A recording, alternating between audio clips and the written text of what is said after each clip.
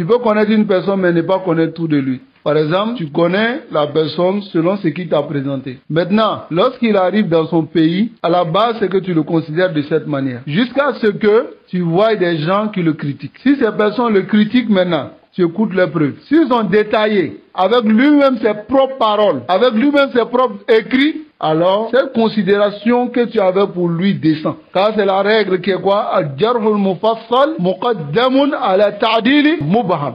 فالتزكيات الخطية لم يغتر بها الصحابة وقد كتبت لقاتل علي. لماذا؟ لأنهم تغيروا وبدلوا. فهذه التزكيات ليست شهادات إلى الممات أبدا. فإذا انحرف المنحرفون وإن تلقوا العلم عن العلماء والكبار فإنهم قد خالفوهم وانحرفوا كما خالف الخوارج الصحابة. Ça c'est ta'dil al-mubaham. Ça c'est l'éloge global. Par exemple, tu connais la personne selon ce qu'il t'a présenté.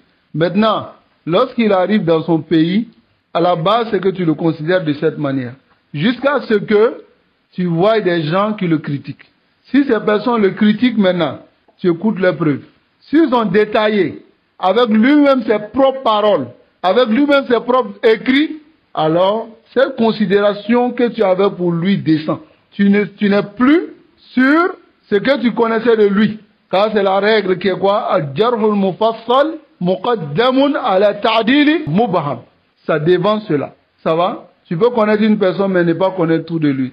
Masalan, il y a un docteur qui est au Sénégal. Il a la taskiya de Cheikh Salah al-Swahimi. La taskiya de beaucoup d'entre les savants. Lakin, il fait l'éloge des mourides qui sont au Sénégal. Il fait l'éloge de Ben Laden. Il trouve que Ben Laden est dans le djihad. Mais il dit tout ça en wolof. Il ne dit pas ça en arabe. Maintenant, ces savants-là, est-ce qu'on va dire que ces savants font l'éloge des munharif? Là. On va dire simplement que ces savants ne connaissent pas sa situation. Vous comprenez? Maintenant, on doit les informer de sa situation. N'est-ce pas? Et dès qu'on les informe, eux, ils vont revenir sur leur éloge. C'est compris? Et comprenez aussi que l'éloge ne reste pas sur la personne comme une étiquette. Ça ne reste pas comme un tampon sur lui. Il a le mamat. Sinon, on n'allait pas enlever l'éloge de Omar ibn Khattab sur Abdurrahman ibn Muljim. Celui qui a tué Ali ibn Abi Talib. Donc, si le jour il dévie, moi j'ai fait l'éloge, il est obligatoire pour moi de revenir sur ma parole. Dire que je connaissais cela de lui, mais ce qu'il dégage, aujourd'hui je ne sais pas ça de lui. Donc, ne l'écoutez pas jusqu'à ce qu'il revienne. Quand il dit par exemple à une personne, n'écoute pas un tel, il dit, mais toi-même là, toi t'es qui? Tu es qui pour dire ça? C'est comme tu dis, voilà un voleur à la personne. C'est un braqueur. Et puis, t'es qui pour me dire ça? Tu me dis qu'il est braqueur. Il faut pas dire.